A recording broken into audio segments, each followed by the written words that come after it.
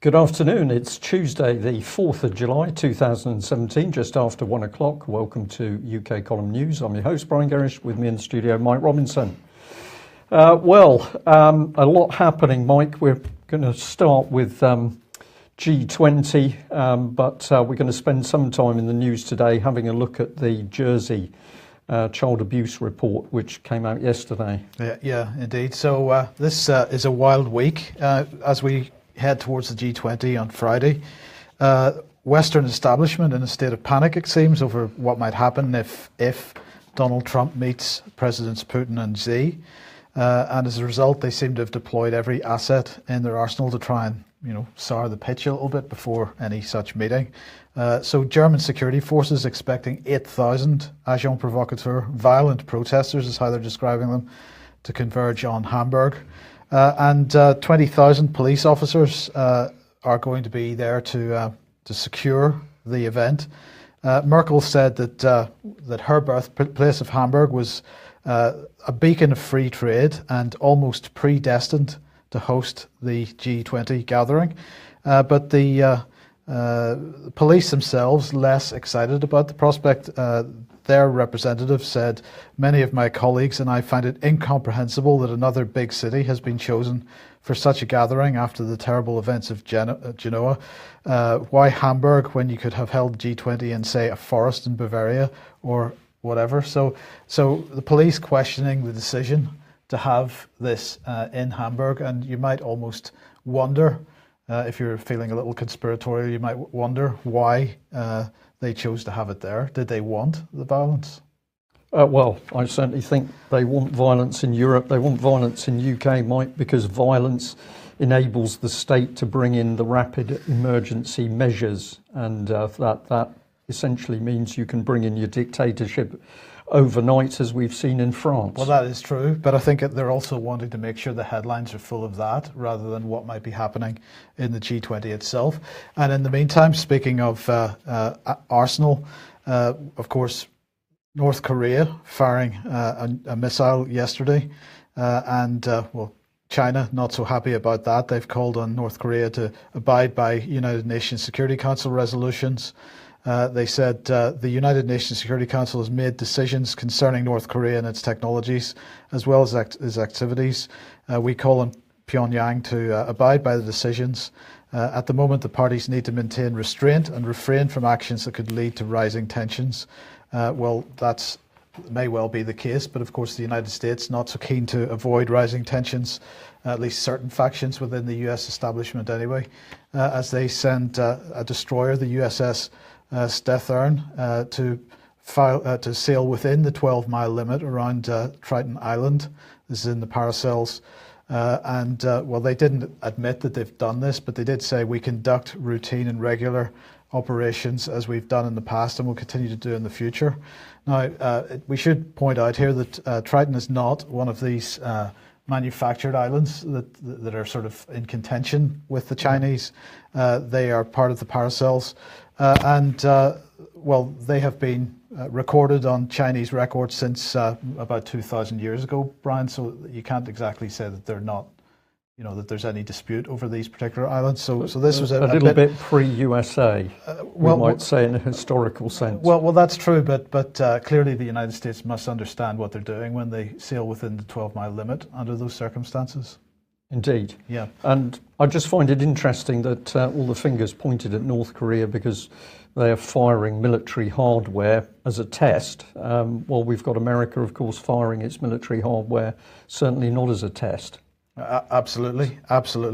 But, so this is all designed to, I believe, to sort of cause angst in the run-up to the G20. But in the meantime, in the run-up to the G20, we have this, because President Xi arrived in Moscow yesterday for his 22nd meeting with President Putin. And this has been billed as the event of the year in Russia. So they had an informal dinner at the Kremlin last night, and the official meeting starts today. Full-fledged talks between the two leaders. Of course, Belt and Road, the Silk Road being the main part of this. And then a special ceremony being held after the talks when Putin will award President Xi the Order of St. Andrew for his distinguished service, they say, to the peoples of China and Russia. As I say, the media in China calling this the event of the year and writing that vast opportunities is seen in the pairing of the China proposed Belt and Road Initiative and the Russia-led Eurasian Economic Union, which is also on the agenda of the upcoming talks between the two heads of state. China is, the Russians said that China is not just our closest neighbour, but also our main trade and economic partner, and so it goes on.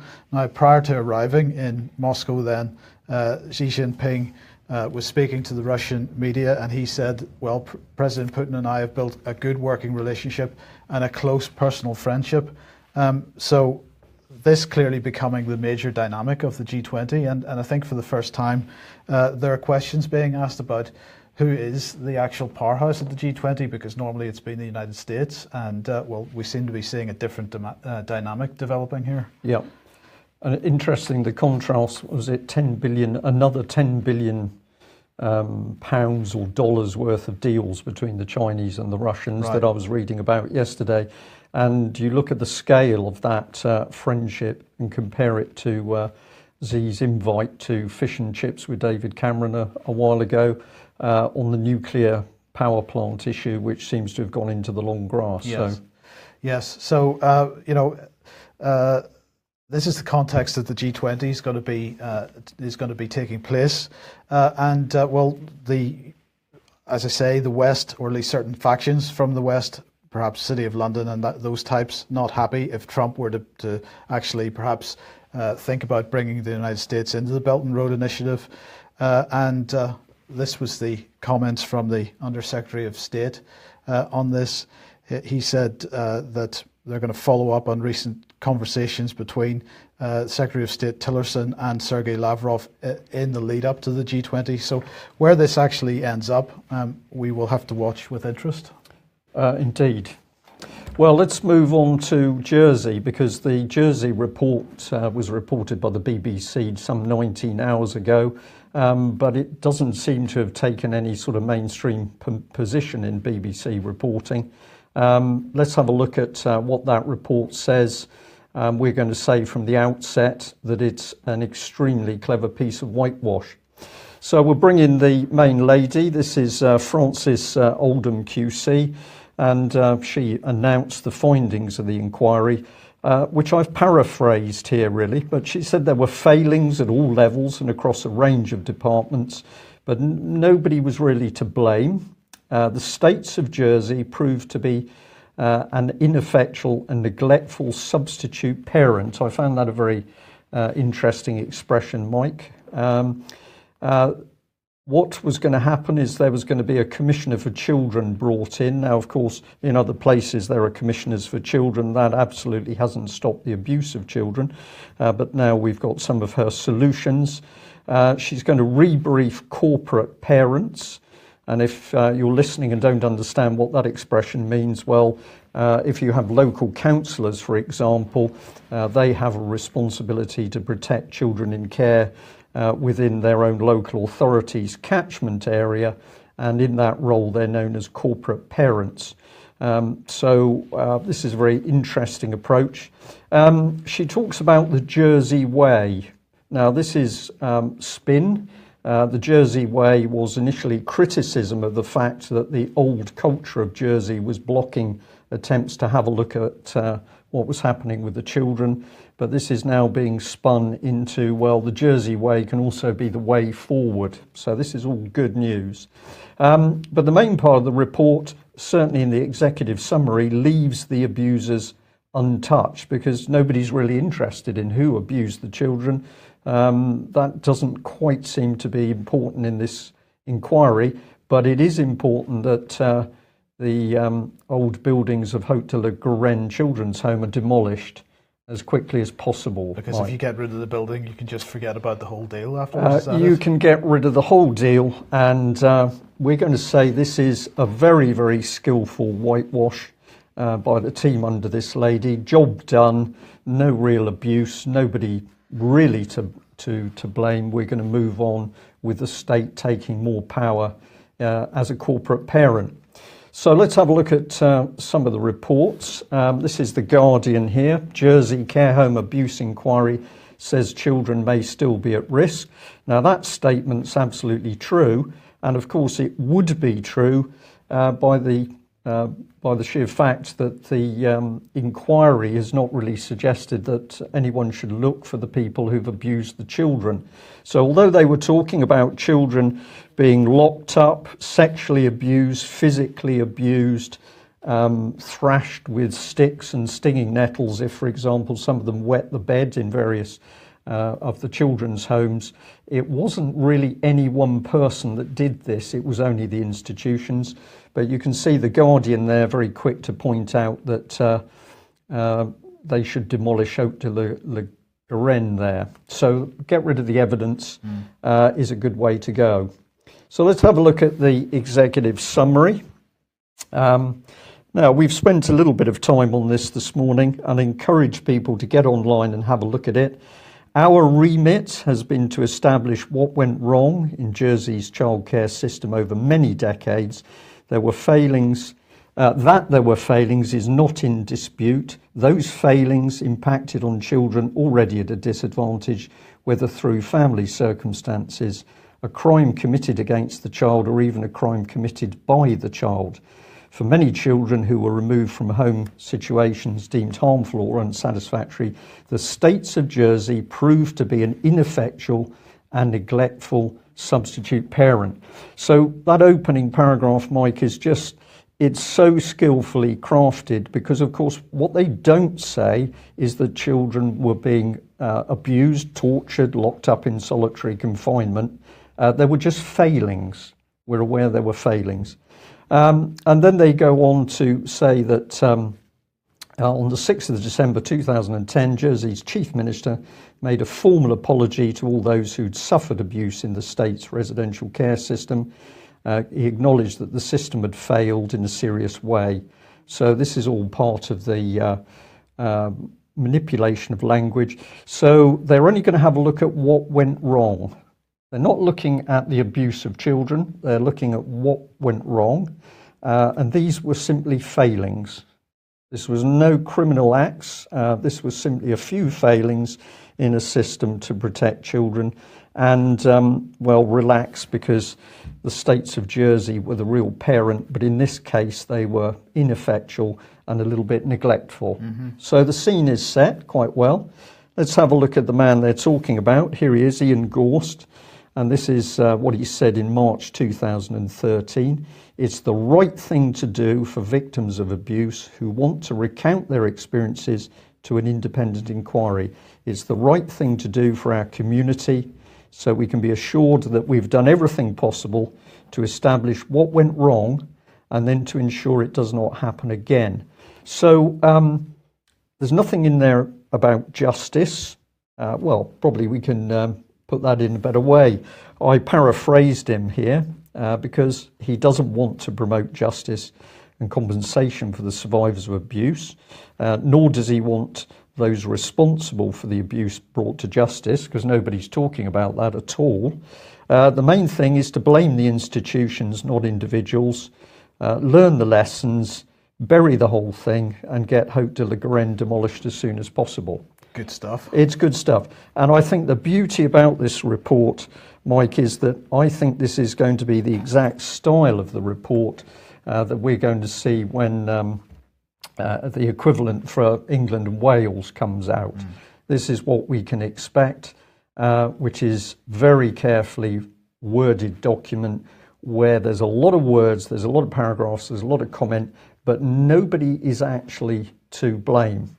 So what has this gentleman said recently? Well, he said this: too often children are not believed. Unpalatable truths were swept under the carpet because it was the easiest thing to do. But he's deeply sorry. We did not do what we should have done. People cared more for the status quo, for a quiet life, than for children. And he gets quite emotional because he goes on to say, I will not rest until we've done all that we can do to change that. I accept every recommendation and pledge to build a new culture, one which puts children first every time. And I've added an "oh really," because this is what is always said and nothing changes, Mike. So is this man part of this skillful transformational speech which is being used to cover this up?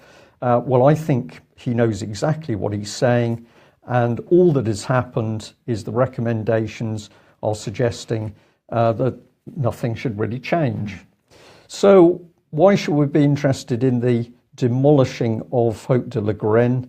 Well, let's bring in Beechwood Children's Home, because of course this was the home where Melanie Shaw blew the whistle on children being abused, Beechwood Children's Home in Nottingham, and no full police forensic investigation ever took place at that property. The police did attend on site. They dug one small hole. They did not fully process Melanie's information. They certainly didn't visit the site at a time when there were still children's records in one of the basement areas. And then as Operation Daybreak was being progressed, the council simply sold the site off to a local property developer who just happened to live quite close to Beechwood itself. And within a few days, all of the buildings were pulled down. And of course, the ground built over, presumably, that would allow any forensic evidence in the ground to be disposed of quite happily. Now, in the case of Haute de la Garenne, of course, there was some forensic investigation done. And if I remember correctly, there was a basement with milk teeth found. The significance of that is understood by anybody that's involved in the child abuse. In the investigation of child abuse is quite horrible, but the question is, was there any mention of this incident in this report? In the body of the report there is, Mike. I didn't have time before this news to get into that, but what you can see in the executive summary is that detail of what was happening in the police investigations. That's really a sideline. Because what you have is a huge block of historical information going back to 1945, time periods which mean almost impossible to investigate anything. And then hidden in amongst that is the fact, well, there was a bit of trouble over the police investigation, but the inference I see from the executive summary is that they don't really believe the police investigation, and we can add a bit more to that. So where can we go? Well, let's bring in this one, which is Operation Rectangle, which is part of the police investigation. And there was a gentleman called Mr. Power who was helping to run that. And we'll just read a bit of this part of the report. In terms of political involvement in Operation Rectangle, the police investigation, we accept Mr. Power's view that initially politicians did not grasp the urgency and importance of the investigation or the need to prepare for media and public interest and scrutiny. We concluded also that the initial lethargic political response was due to this failure rather than any attempt to impede the investigation. Now, I'm going to say to people who are listening to this, please remember that sentence. We concluded also that the initial lethargic political response was due to this failure rather than any attempt to impede the investigation. They go on to say, we set out in the report in detail the events surrounding the public announcement of Operation Rectangle, which was precipitated by former Senator Sivre's invitation to the BBC to make a programme about historical abuse in Jersey. So it was Senator Sivre's work. I'll just bring in a picture of the policeman, Mr. Power. This is an article from the Guardian, and the caption is, Jersey secrecy culture led to my suspension, says former police chief. So this man gets suspended. He blames a secrecy culture, but in the report, it's all initial lethargic political response. And it takes one man, Senator Sivre, to stand up and invite in the BBC. So I'm just going to underline a bit of this. This is the key bit. The politicians simply didn't understand things. We go on. It was all a failure. and it was his Senator Savary who brought in the BBC. So let's move on to the Senator, and the report says this. We've briefly recounted in the report the events following on from Senator Savary's scathing public criticisms of the performance of his own department, of which he'd been minister for 8 years, to his dismissal as minister. We find that Stuart Savary highlighted relevant issues about child abuse that needed to be addressed to ensure the protection and safety of children in Jersey. His actions did not amount to political interference with Operation Rectangle. So this man was vilified. He eventually appeared in court on data protection charges. His career was destroyed. This was the man who took the lid off the abuse. They admit that. They also say he didn't interfere with the police operation. But they go on. We agree that Mr. Savary's public criticisms of civil servants were inappropriate and did not assist his cause. We accept that Frank Walker and Bill Oakley were genuinely troubled by his conduct in this respect, and we do not believe that the attempts to remove him were conducted with the intention of covering up child abuse. In those circumstances, further consideration of the reasons for and the manner of his removal from post does not fall within our terms of reference. So the inquiry just decides that the man that blew the lid off it and is subsequently kicked out of his job, that was, well, they don't really understand what that was about. But it wasn't about covering up child abuse. No. And in any case, it doesn't fall within the terms of reference. So, No. So they're not going to look at it any closer. No, you don't want to do that, really. No. Okay. So now we're getting into the excellent executive summary. And my goodness, we could really go to town on this if we had more time. Let's bring in this man. This is where it gets really interesting. This is Sir Philip Bailhache. He was a former Attorney General and Jersey bailiff. And he said this in May 2008, all child abuse, wherever it happens, is scandalous, but it is the unjustified and remorseless denigration of Jersey and her people that is the real scandal. So, according to this man, it doesn't really matter if there's child abuse going on. It's the reputation of Jersey that we've got to protect at all costs. Yes. That's pretty good from that man, isn't it? And he figures highly in the report. I went to have a little look at him, and in no time at all I found this. Ex-Jersey judge unaware he let sex offender into the police. So it was an unfortunate mistake, Mike. Yes. Highly experienced politician and lawyer. He simply didn't know. So the feeling I'm getting so far, Brian, is that there's lots of unfortunate mistakes. Nobody knew anything, and nobody was deliberately attempting to cover anything up. It was all just errors and mistakes and Yes. Yes. Yeah, all unfortunate. So let's see how unfortunate those mistakes were. So this is part of the abuse report text in 10.28. We've considered whether Sir Philip's words indicated a belief on his part that the reputation of Jersey was of more importance than child abuse investigation. We cannot accept that a politician and lawyer of his experience would inadvertently have made what he told the inquiry was an unfortunate juxtaposition of words. So the inquiry says they can't accept that when this man said, I made an unfortunate mistake in the choice of my words, they can't accept that because of his experience as a politician and a lawyer. So what they're saying is that they believe he lied. Well, they don't say that, of course, but maybe this paragraph helps us with that a little bit, because they go on to say this. We are sure that the way in which Jersey is perceived internationally matters greatly to him. His linking of Jersey's reputation to the child abuse investigation was, we are satisfied, a grave political error rather than a considered attempt to influence the course of the police investigation. So how do you reconcile those two paragraphs, Mike? Because I had big problems with this. On one hand, they say it can't have possibly been a mistake of words, the man is too experienced. And then they say, oh, well, we're satisfied. It was a grave political error. Well, the only way that I could reconcile this is to say that this report is a cover-up. This report is a cover-up of enormous proportions. And it's very interesting that we're focusing around this gentleman. So we can put the two things side by side, his original statement and the fact he made a little mistake about a policeman who'd been abusing a disabled girl.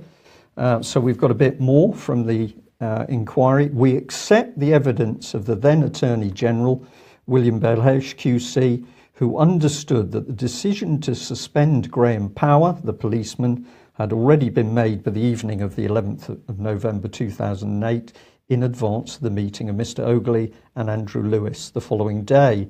His evidence to us on this point was at odds with the evidence of Bill Ogley. We prefer the evidence of Mr. Belhaish. It's clear to us that when Graham Power attended the meeting on the 12th of November 2008, his suspension was inevitable. We accept Graham Power's evidence that he was given time to, quote, consider his position, in other words, to resign as an alternative to suspension. So if I get this right, Brian, this is not about discovering the truth, this is about discovering preferences? Yes, yeah, we prefer the evidence of this gentleman who's already made grave mistakes. I've sort of summarised it here. We've got this man who's the experienced politician and lawyer. He makes what he says an unfortunate juxtaposition of words. That's then renamed a grave political error, which the investigation says he's really incapable of making such an error because of his experience. He's unaware of a sex offender, but they prefer his evidence. So that's pretty good, isn't it? We can just prefer which evidence we choose to accept. Well, of course, you would have to do that if what you're wanting is to build a narrative. You would have to prefer some evidence over other, right? Yes. Yes. Now, remember that the chair lady of this inquiry said she was quite convinced that the authorities were just a little bit sort of slow to react, a little bit incompetent, a little bit sluggish. Well, she seems to have forgotten this report that she made, where, according to the BBC, she reported a little while ago, 2015, that state departments and law officers were hampering the inquiry. But the final report seems to suggest that that was not the case. Well, certainly not in the executive summary.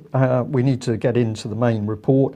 But I, at this stage, I started to get a little bit interested in how this lady's mind worked. So what are the fundamental failings? Well, there's 10 of them. Failure to value children in the care system, listen to them, ensure they're nurtured and give them adequate opportunities to flourish in childhood and beyond. Failure to have in place an adequate legislative framework that prioritises the welfare of children in need or at risk. Failure to keep pace with developments in social policy, childcare practice and social work standards in the developed world. Failure to plan and deliver services in an effective, targeted manner to achieve positive, measurable outcomes. Failure to establish a culture of openness and transparency, leading to a perception, at least, of collusion and cover-up. It was only a perception. Just a perception. It was only just a perception. Mere conspiracy theory, perhaps? Yes, absolutely. Failure to mitigate negative effects of small island culture and its challenges. I think that's transformational speak for the fact that there was a cover-up at high level. A failure to make sufficient investment in staff development and training. They couldn't have common purpose in there. They couldn't recruit the right staff, so that was the problem. Failure to adopt policies which would promote the recruitment and retention of staff with essential skills in child welfare, child protection.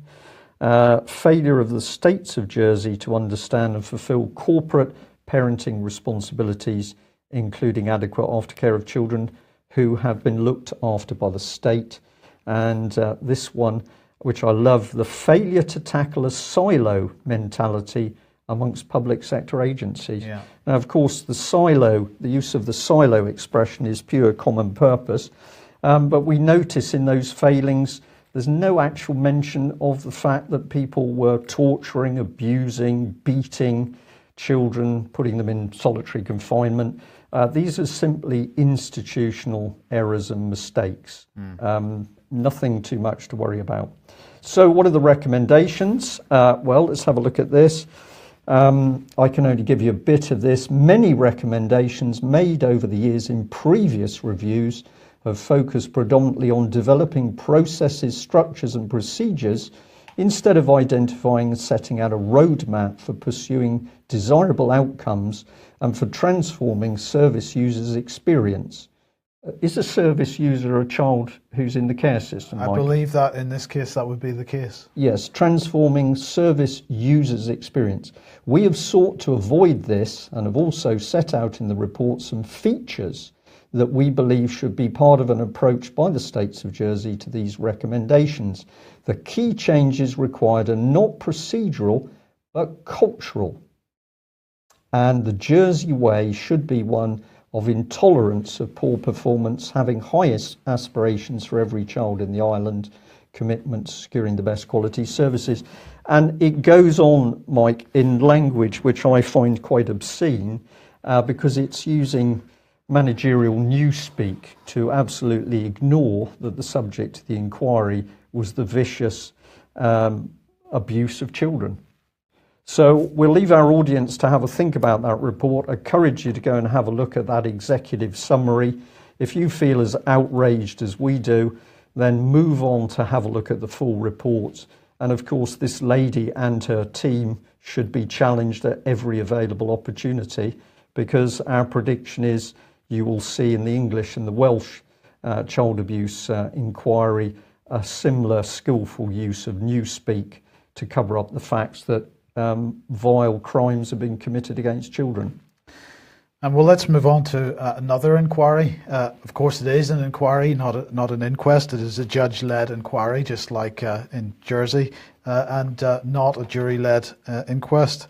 Now, yesterday, Sajid Javid was in the House of Commons, and he said this about the inquiry: Mr. Speaker, the people affected by the disaster at Grenfell Tower need our assistance, and they are receiving it.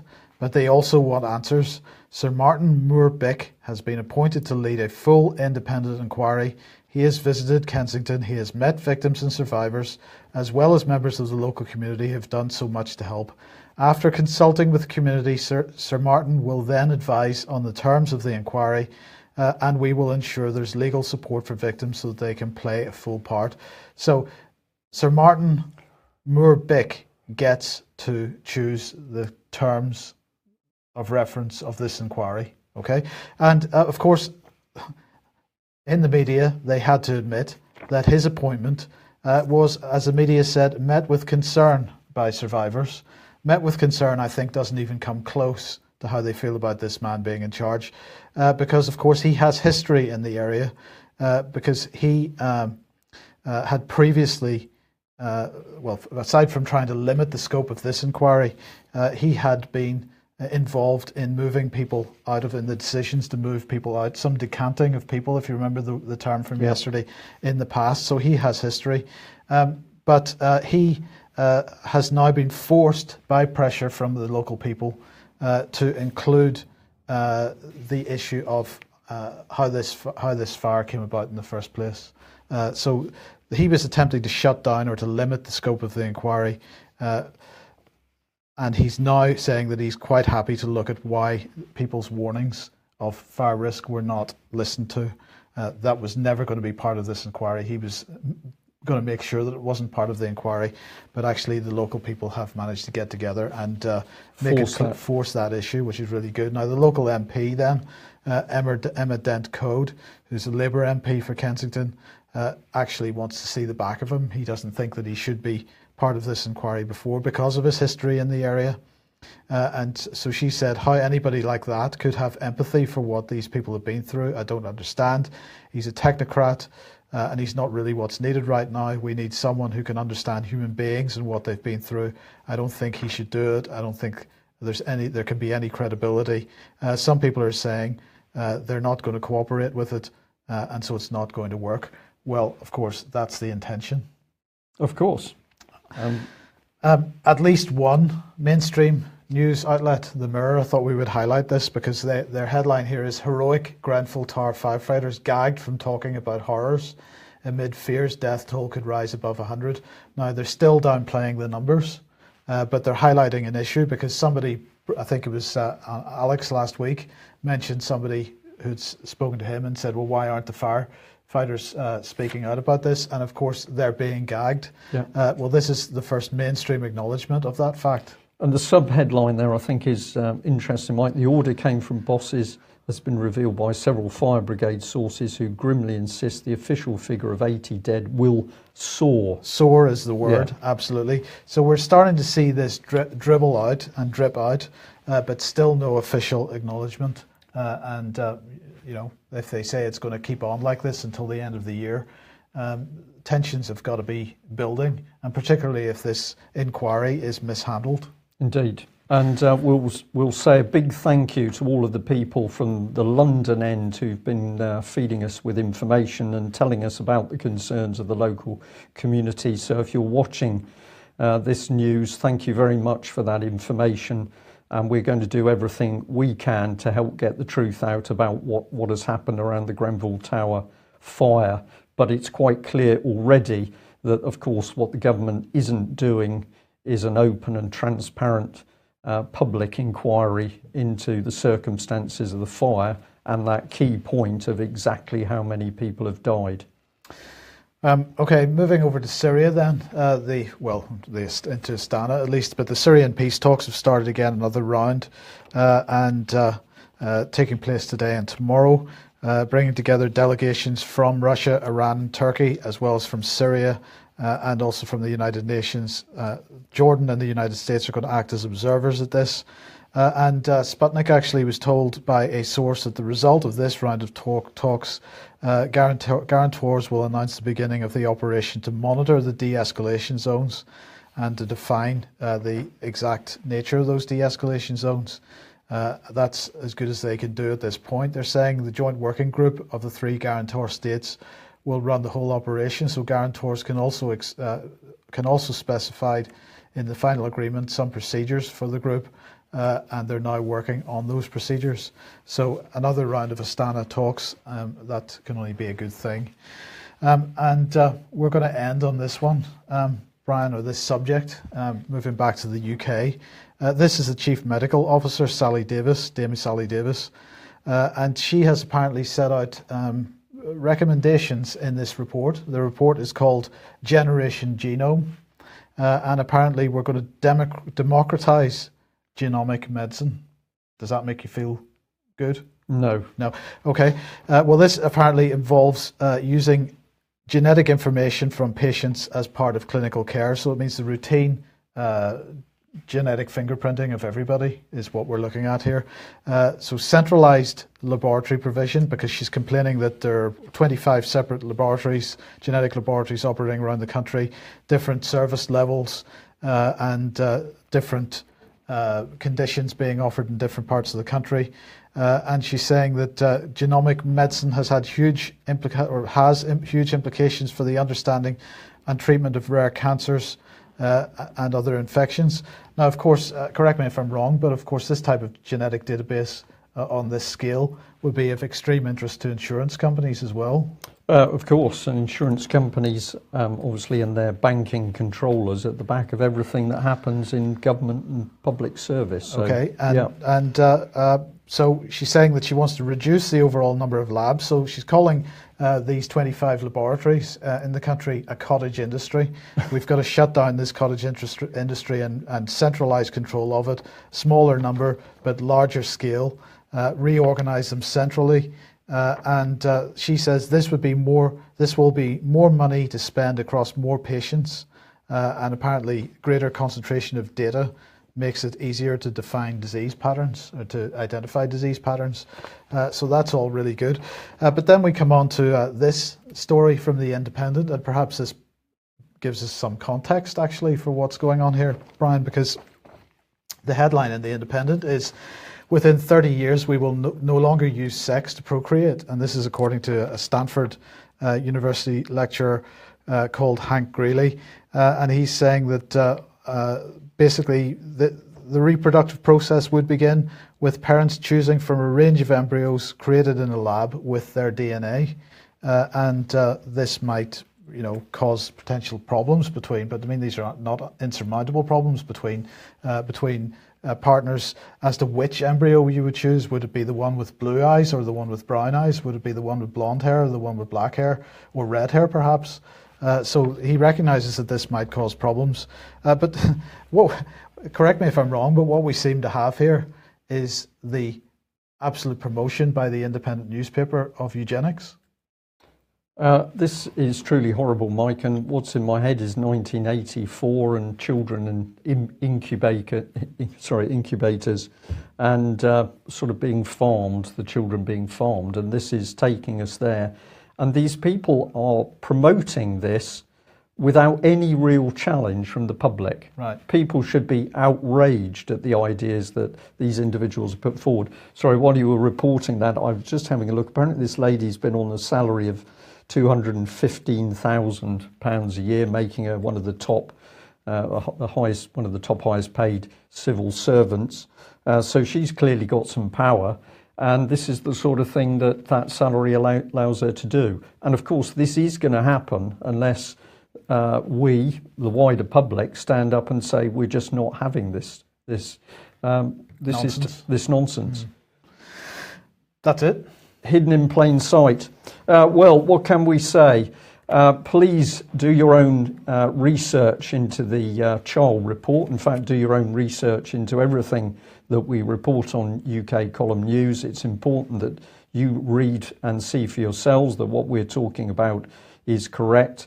But if you want to understand how the British government functions at the moment, of course, our politicians are either involved in the abuse of children, or they are helping to cover up the abuse of children, or they're actually involved by their silence on the subject of the abuse of children. This is becoming very clear, and if we have a government that's prepared to abuse and cover up the abuse of children, then policies like children created in a factory is well within their remit. So at the end of the day, it's up to all of us to say, no, we're not having this. Thanks for joining us today. We will be back at the same time tomorrow. Bye-bye. Bye-bye.